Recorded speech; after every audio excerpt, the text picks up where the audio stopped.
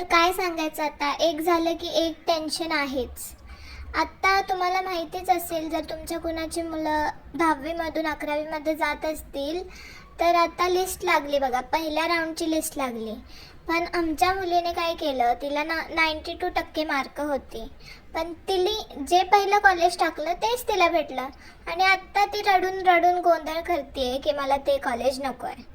कसं असतं बघा, मुलांना प्रॉपर मार्गदर्शनची खूप जास्त आवश्यकता असते, तर त्यांना ते नाही भेटलं की मग पुढचं सगळं असा गोंधळ होऊन बसतो. तर बघू आता काय होतंय.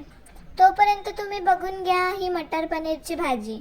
घरी पाहुणे येणार होते म्हणून तसं तर मी शॉर्टकटमध्येच बनवली, पण खायला एकदमच छान झाली होती.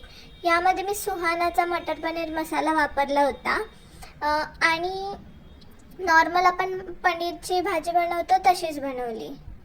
आणि लक्षात ठेवायचं आहे बघा, पाणी घालताना गरम पाणी घालायचं आहे, म्हणजे चव छान राहते. आणि मग काय, कोथिंबीर घालून डेकोरेट करून घ्या. व्हिडिओ आवडला असेल तर लाईक, शेअर, सबस्क्राईब नक्की करा.